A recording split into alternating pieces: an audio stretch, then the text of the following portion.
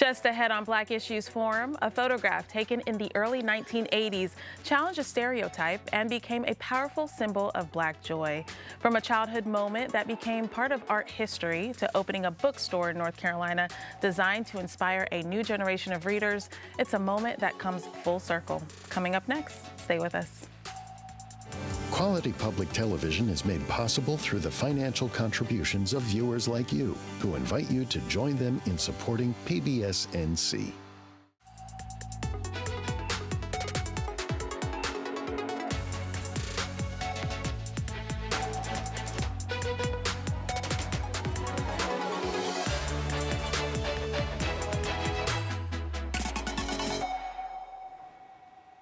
Welcome to Black Issues Forum. I'm Kenia Thompson.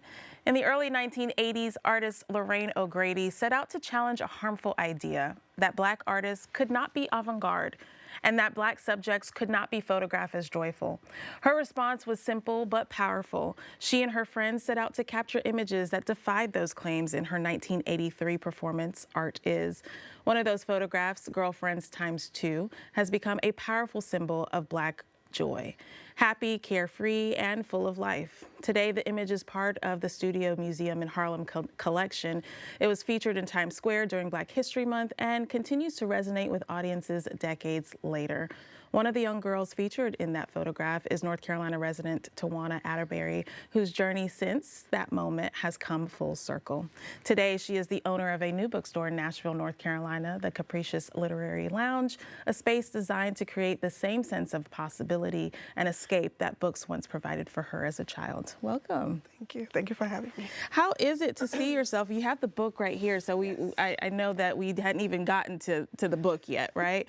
But the fact that this image made the cover of the Meaning Matter Memory, which is a collections or selections from the Studio Harlem and Museum. Yes. That's you, right? That's me. That's you. Yep, 8-year-old me. How does that feel to see 8-year-old you on the cover of this book and on that billboard? Right. Shocking. Yeah. Yeah. I think I didn't fully understand the hype over the photo. I just thought, okay, it's just took a picture. It's a picture. Right. But it wasn't until I found out why it was taken that I understood. Yeah. It was just shocking. It still is a little like, wow, that's really me on the cover of a book. It's amazing too. So to recap again, Lorraine O'Grady, she was an artist at the time, a photographer. She decided to, grab a bunch of her friends after hearing the fact that, Black artists could not take avant-garde photos, and then more in particular that Black people could not be portrayed as happy, living life, enjoying times. And so tell me about that day. It was a parade. Yes, it was it was Harlem's African American Day Parade. I don't remember all details about it. I do remember like the crowd. I remember that there was a parade of people, but the frames and the pictures definitely stuck out. Yeah. I do remember holding the frame. I remember someone asking first, could they take the picture? Yeah. And then I remember like laughing or something after the picture was taken because that's my cousin in the photo, one of my cousins. Actually, two of them are in this picture. I said girlfriends, but two of those are family members. Right. She kissed me on the cheek, which was obviously not planned. Right. And I just remember laughing at that, like, really? Why would you do that? But yeah. But it was a beautiful depiction of, I think, probably what your childhood or part of what your childhood looked like, right? Yes. Yes. Enjoying time with family and just living life. Yes. Do you remember when you were young, seeing images of other young Black girls or young Black boys smiling and happy? Like, was that truly a challenge back then from your memories? Me and my friends, me and my cousins, we had our times where, things were joyful and we were laughing, smiling, and playing. But like, I grew up in the 80s, so we had shows like A Different World and The Cosby Show and 227, things like that. So there were young Black girls on those shows, and they were showing some joys, but they were talking about real issues and things that were affecting the community at that time and everyday family issues. So they were like serious topics going on at the same time, and I will acknowledge that they were working, like that was their job at that time. So I don't know how much of that was pure joy for them. Right. But I do remember seeing, but there weren't a lot of images like prints. They weren't just laying around. You couldn't just pick up a magazine or See yourself in and kind of see yourself in that. That wasn't around. And then growing up in Harlem, part of your childhood, Yes. how was that? So again, the 80s, crack epidemic, abandoned buildings, graffiti, the whole thing, New York. Yeah. So at the time I didn't know any different. So looking back, I can say, wow, I've been through some stuff. I mean, I remember going through some things, don't get me wrong. Yeah. But it was Harlem. It was surrounded by. And on the Black contrary, excellence. kind of growing up more here in North Carolina, those were the images, though, that were kind of given to us of bigger cities, of bigger spaces, right? And so when you do think about the portrayal of what Black life looked like, it didn't always appear You're right. positive. You're right. Yes, for sure. Many times we hear stories or scholars have written about how stereotypes can shape how we see ourselves, especially Black women. We see a lot of powerful images today, but how important is it for young Black girls to see themselves in images that portray contentment, portray, self-love, softness? Yes, I think it's extremely important. Yeah. Being able to see things like that helps you know that it's okay to also be soft. Not always, because a lot of times Black people are portrayed with attitudes, or young girls are portrayed sassy, or so to see just like in the picture, to me, it's like innocence, it's connection. So to be able to see that, I think is extremely important. Yeah. Yeah, it's important. So Really. you had the chance, you went back to New York and you saw on the. But actually, I you saw didn't the get a chance to billboard. go back. You didn't go back? I thought that was. I wanted to so bad. Okay. But I did get video. Gotcha. Someone, a family member, they videotaped it, sent it to me. So I see a Yeah. video, and then I seen, just the pictures of it. And I'm pretty sure if I would have went back, it would have been like, oh my God, but it was still like that for me. To see it up there and realizing that others are looking at that and they're using it to portray joy. Yeah. That's amazing. That is to me. amazing. And so when we think about how this image surfaced, it surfaced when the Studio Museum in Harlem reopened, Yes. right? So after about 8 years of being closed to the public, it opened, and in their reopening announcement video, your photo was actually included in that video. Yes. I do want to take a look at the package that they shared for that opening, because your photo was also in that video. Yes. So let's take a look.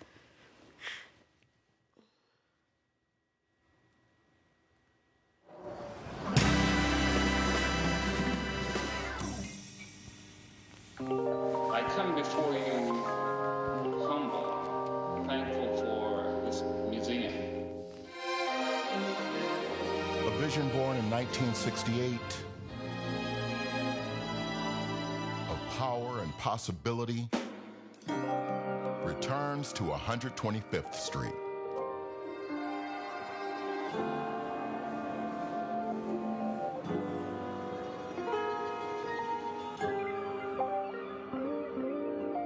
Where Black artistic expression is championed.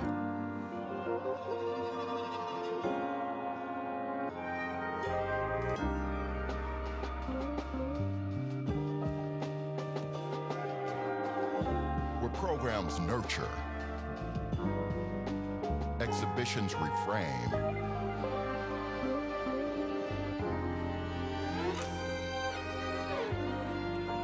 and the spirit of Harlem is in every detail.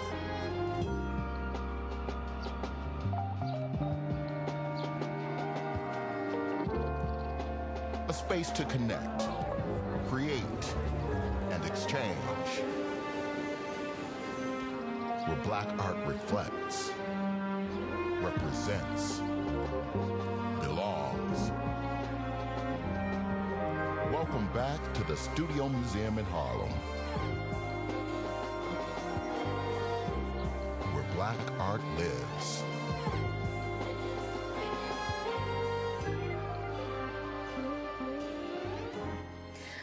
How does seeing an image like that and images like those in a space like that museum, how important is that to have a space like that created? Extremely, Yeah. extremely important. I think, well, I moved down here in 2006, and things were already changing, in New York, period. And then as I went back since, I almost don't recognize Right, a lot of the gentrification areas. has taken Yes. over. So a lot of areas that I grew up in, my schools, just I almost can't get my bearings. It's like, where am I, kind of thing. And I think having a place like that that's capturing those moments, it reminds me that I'm not crazy. Yeah. Those things were there. Yeah. That store on the corner, Big Mama's house, like those things were there, and so it makes me feel good, and I'm hoping that it does that for others, just to know that yes, our history is not erased. It's not. And, locally, we've had conversation around monuments being taken down and statues being taken down to kind of erase the history. But when we have spaces curated for us like that, right, it helps us retain our identity. Yes. Who is the young girl in this photo today? The young girl in that photo today is a woman who's decided to embrace all of who she is, to do her best to not shy down or back off or wait to be invited to the table, to kind of go ahead and get comfortable with being uncomfortable, and not being afraid to possibly make others uncomfortable while in her space. Right. But yeah, she's capricious. Yeah. Yeah. So with that being said, Yeah. this person who is now not waiting for someone to invite them to the table opened up her own bookstore. Yes. Because as a young girl, you loved reading. Yes. You loved to read. Yes. Yeah. Reading was a big part of my life. Yeah. Growing up and still is. It helped with an escape from the everyday struggles that we're going through at that time. So yes, reading is huge for me, and opening up the bookstore was important for me. I don't think I've always wanted to open up a bookstore. It wasn't until my early 40s that I thought it would be cool to own a bookstore. So it's Capricious Literary Literary Lounge. Lounge. Tell us about the Yes. name. Okay, so capricious, it can be taken in a negative way, it can be taken in a positive way. We're Right. choosing the positive. Yeah. And it means like whimsical, unpredictable, fast changing. So my thought was, I want this to be more than just a bookstore. I love reading, yes, but I also love community. Yeah. And I wanted to create a space that offered both. And so we have different events and things as well as books, but you can also just come there and relax. You can just serve tea because I'm a tea lover. Yeah. So you can also come and get a cup of tea, a little snack, and just relax, chill out. It doesn't have to necessarily be where it's a whole bunch of reading all the time, but the books are there and the atmosphere is there, and it's in Nashville, North Carolina. Nashville, North Carolina, which is going towards Rocky Mount, so it's not too far away from people, which people are finding out. Right. So you've recently opened, but you have this vision of creating this safe space, I imagine, for kids in particular. What kind of, I guess, space do kids need today? When we were having a pre-talk before about, the conversations that our kids need to have, and how are you contributing to that landscape? Okay, well, with as far as like early teens, mental health, I have a 14-year-old daughter. She started a group called the Paper Stars, and they are for children 13 to 16. And it's like a mental health support group to talk about issues that they are facing, from things of puberty to bullying to just everyday life confusion, not really knowing what's going on and why they're feeling the way they're feeling. So yes, we have that going on once a month, and we have a therapist that will be in the building so that in case something comes up and they need to be handled, we don't want to open up people and just send them out. Right. So we have someone that'll be around to just kind of make sure everything is good before the children leave. So we're trying to help with that. And then we also have a space for younger kids to come and just play and feel safe. Even they can come, like I had one little girl that came in and read. She just sat down and read a book from beginning to end. Oh, wow. And I was just so joyful about that. Like, yes, just sit there. That's okay. I don't care. You don't have to buy it. I just want you to enjoy it and feel safe doing so. Yeah. So yeah. And, I don't know how much of a hot conversation topic this is now, but for years we were talking about banned books. And, books being removed because we had our natural hair in the book, or the character, maybe was of a darker skin complexion. How are you addressing that representation in the books that you choose in your story? So, I tried to have an array of books showing, depicting different skin tones, hair textures, all of the above. I had actually a Hispanic child come in who was like, "Look, mommy, that girl looks like me." So I want children to feel seen. Yeah. And so we try to offer books that talk about all races, creed, color, just everything, because it's important. It's so important. I remember like growing up, I read a lot of adult books when I was a kid. Yeah. Like The Color Purple, like Lucky by Jackie Collins, like it's just, things that I probably should have been reading at that time. But they did help me see myself, and they helped me understand and appreciate things about me, and it gave me advice and solutions to problems that I probably couldn't talk to someone else about or didn't feel comfortable. So I feel like books do that for children. So it's really important. Another piece that does that is writing. Yeah. And I know that writing is something that you love to do. Is that part of maybe the vision for the lounge to have writing workshops and opportunities for? Yeah, that's definitely an option. That's definitely something that we're considering. The thing about being capricious is I like to try things. So I want to throw some stuff at the wall and see what sticks, right? So I'm inviting people like me to come just try some stuff. So yeah, writing workshops, pop-up cooking classes, do a little bit of it all. We hear of libraries, we hear of bookstores, but I don't know that I've ever heard of a literary lounge. So what makes you different from a library versus a bookstore versus your lounge? Yeah, that's a great question.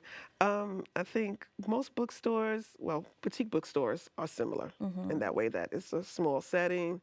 You can come and just kind of relax. But I think with libraries, you have to be quiet. You have to return the book. That's a big one. Yeah. But at the lounge, we play music in the background. Nothing too racy, but some nice settling music. We serve snacks and drinks, and you can have a meeting there. Kids can be over there playing in the little kids section, to cooking with a chef, to making body butter with another person. What else? Oh, we have the book Refuge. So for bookies that love to come in, they come and just have 2 hours of quiet. Yeah. Just read, no interruptions. Good Lord, we're doing a festival coming up in May. There's a festival. Book festival. Tell me more about the festival. What's that? So it's called Be Capricious Book Festival. And so we're encouraging readers to come out and learn about new up-and-coming authors. A lot of times our favorites overshadow the ones that are, so I'm inviting people, come on out and add to your favorite authors list. Yeah. So that's what it's for. It's for local authors, local artists, people that sell bookish things. Yeah. Come out and show people what you're doing so that they can learn about you and appreciate you. I know as a kid, I found joy in reading. It was my escape. Yes. Right? I got to live another world, another person's life. Yes. As adults, sometimes we lose that, right? Life gets in the way, and we forget how to tap into that joy. Would you say this is kind of the adult way of tapping into joy? Oh, yes. I mean, yes, definitely for me, and hopefully for those that come and visit the space.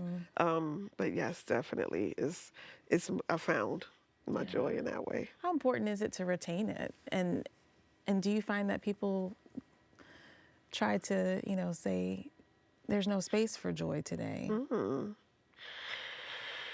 Wow. I'm pretty sure there's people that feel that way. Yeah. Yeah, and it makes sense in a way because there's so much going on. There's so much. But it's so important to find joy in the little things. Like even going back to the book and that picture and the girls, like I said, 2 of those girls are family members. So I know what we were going through back then. I know what our family was going through and the issues that we were facing. But we were still finding joy in the moments. So yeah, it's important to retain. It's important to remember, especially for young kids, teenagers growing up, that trouble don't last always, and it can get better. And even when it seems that it's at its worst, you can find joy in the moments and hold on to that. Yeah. I wanted to coin this Black girl joy, right? Because we're in Women's History Month. But Black boy joy, I think, probably has been coined more than Black girl joy. Yes. Yes, Black girl magic. Black girl boy magic. joy. You're right. Yes. You're right. Black girl magic. But that became a thing because Black boys in particular Yes. weren't seeing themselves depicted Yeah. in a positive light or manner. Yes.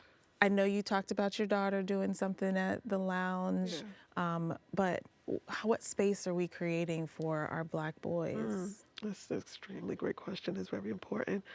That's an excellent question. Well, the thing that my daughter is doing is open to boys and boys and girls. That doesn't matter. I would love to offer some type of programming for Black boys. I mean, I have sons. They're just older now. Yeah. But I remember them growing up. Right. And I know how important that is for them to be able to see themselves in media, yes, and not angry. So that's where the Black boy joy comes in at, right? So yes, I would love to offer something that can make them feel seen too, and help with that narrative. Have you had great partnership in Nashville with the opening? I know that it was, I guess I saw the ribbon cutting for the business opening. I didn't get to come, but I hope to, come to the space soon. Yeah. But how has the public kind of received the space? I feel like it's been well. I feel like it's been going well. We had a soft opening on New Year's Eve, and then we officially opened in January. And so far, we've gotten a lot of traction. It's still new. Yeah. Still new, and still getting the community to know that we're there. We are finding that when you're in a smaller community, it's more personal, so you have to go out. Yeah. So just posting on Facebook, just doing social media is not the only way to get to that smaller community. That's a good way to get outside your city. But it's going to require more like going in, meeting people, shaking hands, kissing And some being in babies. the community. Just being out there. Any partnerships with schools and libraries? Not yet. The library, we will have, I did meet with them, and we will have for the book festival, the children's part will be at the library. The children authors and activities will be at the library. Wonderful. So yes, they have been really welcoming and great with that. But other than that, no, but we are working on it. Yeah. Like I said, we're still, this is all new to me. I'm a new business. Yeah. Sorry, I'm a new business owner. But we're still working our way through. Yeah, we had some images of the space. I know that like you said, it's not like a standard bookstore. Yes. There's play space for kids, tactile things that they can navigate. How important are those things in these spaces that are surrounded by books?